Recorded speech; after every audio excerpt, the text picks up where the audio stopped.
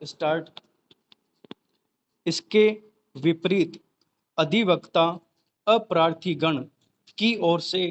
प्रार्थना पत्र का जवाब प्रस्तुत नहीं करते हुए सीधे ही मौखिक रूप से बहस की और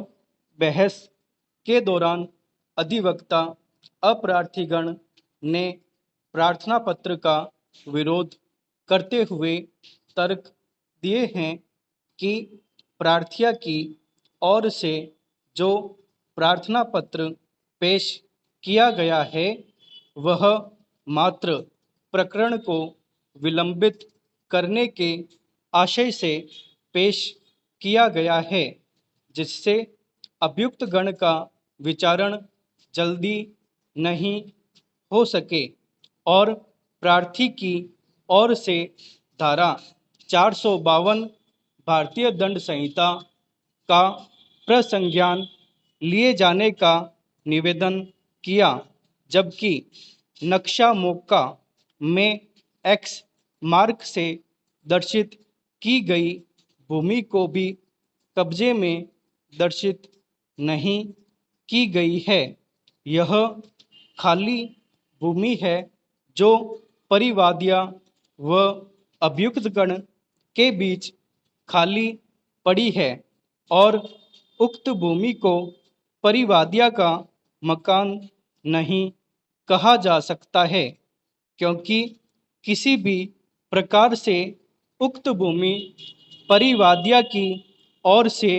गृह के रूप में इस्तेमाल नहीं की जा रही है और पुलिस की ओर से जो बयान लेखबद्ध किए गए हैं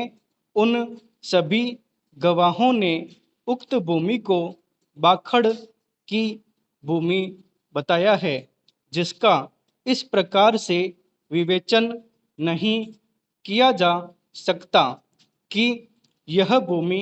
परिवादिया के मकान की भूमि है, बल्कि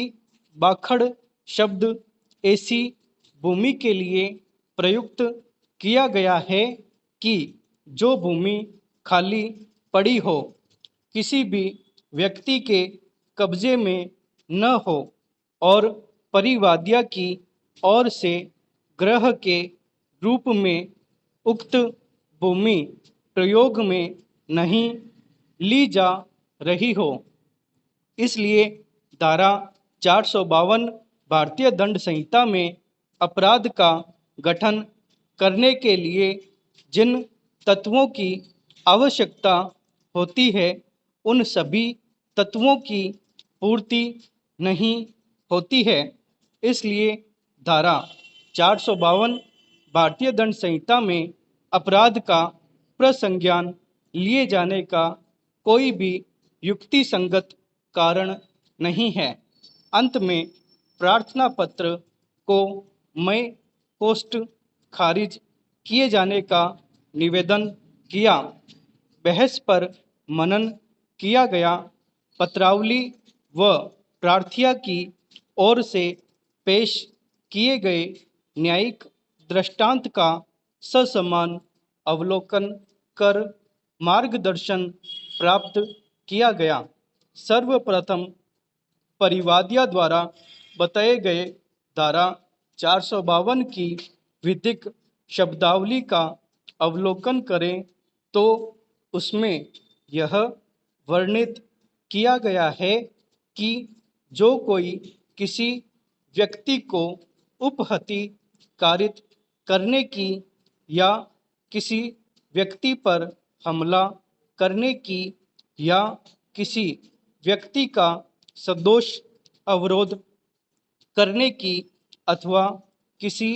व्यक्ति को उपहति के या हमले के या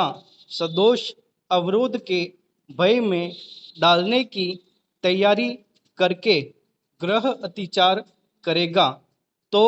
इस धारा में वर्णित सजा के लिए दायी होगा। इस धारा में गृह अतिचार शब्द का प्रयोग